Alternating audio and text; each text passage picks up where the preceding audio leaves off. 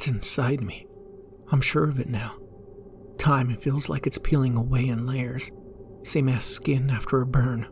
Soft, pink, and wrong underneath. I left the gas station 10 minutes ago. Or maybe 20. I don't know why. The gas station, well lit and busy, was safe. Or at least felt safe. My plan was to drive to the ER, but something pulled me back to that house.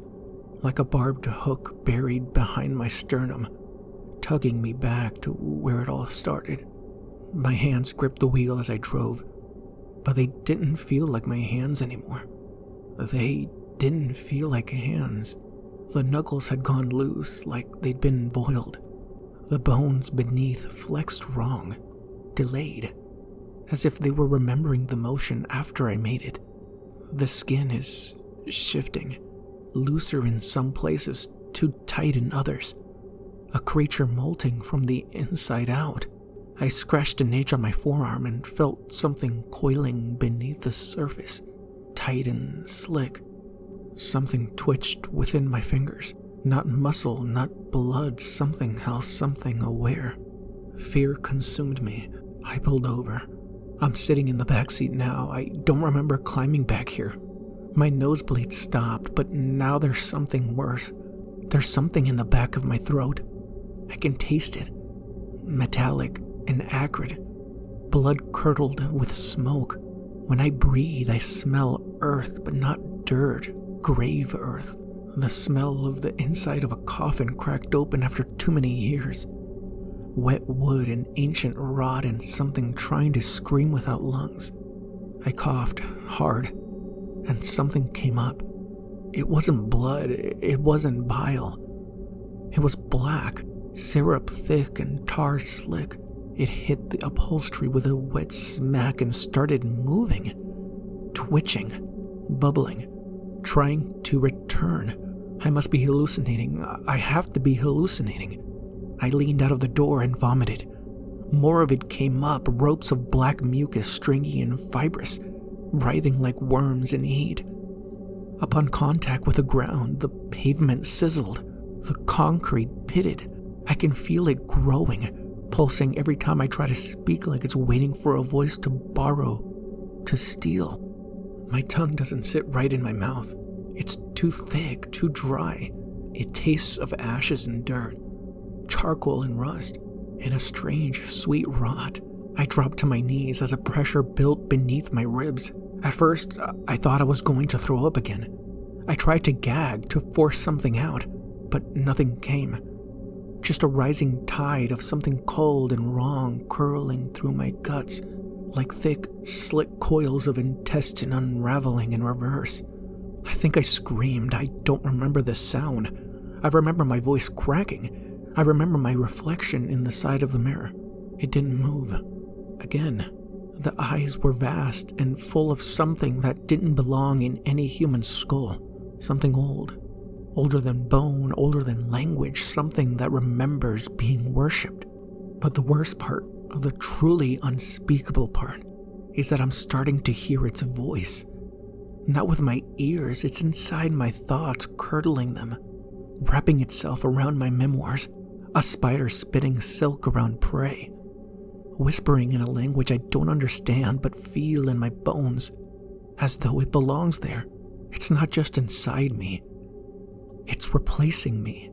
The rest of the drive was a blur. I don't remember getting behind the wheel again.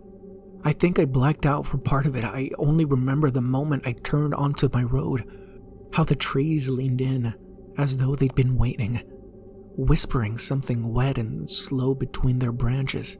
The house was dark when I pulled up, not just unlit, dark. A black so deep you feel it in your soul. The porch light was shattered. The windows looked melted, warped, as if the glass had tried to pull away from whatever was inside. Still, I went in. I don't remember unlocking the door. I don't remember even touching it. I just went. I was just inside. The air hit me. A lungful of sickly rot, thick and wet, analogous to breathing through gauze soaked in meat. The lights wouldn't turn on. My phone flickered uselessly in my hand. The screen dimming, pulsing, then dying completely. The symbols on the wall had spread. They were everywhere now, carved deep into the wood of the floorboards, into the walls, and the windows. They bled, thick, slow rivulets of something that looked like blood but smelled of old metal and swamp decay. I stepped in one barefoot and it clung to my skin, soaking in, warm and buzzing with static. I made it to the bathroom before the screaming started. Not mine. Something else. I stumbled back and slammed into the hallway mirror. That's when I saw it again. My reflection, but this time it wasn't delayed. It wasn't off. It was ahead of me, moving first. Tilting its head before I did, smiling before I screamed. It raised a hand and pointed, not at me, but into me, as if it could see through me, as if it saw something else in there. My limbs felt borrowed, the tendons tugged at the wrong angles, pulled by invisible threads like a marionette handled by something that had only read about humans. This isn't a haunting. This is a metamorphosis. I'm being hollowed out, bit by bit, soul first. It's not wearing me, it's building itself inside me, growing, learning how to be me. My reflection is talking more now. It mimics my voice perfectly. It tells me things I don't want to hear, and it smiles while it does, with that waxy, too wide mouth. It says, "You were empty long before we came. You invited us." I'm not writing this to warn you, it's too late for that. I'm writing this because I need to remember what it felt like to be human, because soon I won't. Soon something else will wear this skin, and it will smile, walk, and speak with my voice, and it wants more. I think that's why the reflection smiles, because it knows the ending already, because it knows You're next. It already knows your name. Yeah, you. That feeling behind your eyes right now, the subtle pull, the itch you can't Quite scratch. that soft pressure in your teeth. It's already started. You let it in by listening. By believing. This thing doesn't need doors. It Doesn't need rituals. It's a disease, a worm in the fruit of your mind, dormant until You you look too close. So go ahead, Look in the mirror tonight. just a glance. And if your reflection hesitates for even a second, if it tilts its head a moment, Too late. Run. But it won't matter. You've already been marked. You've already started to hollow.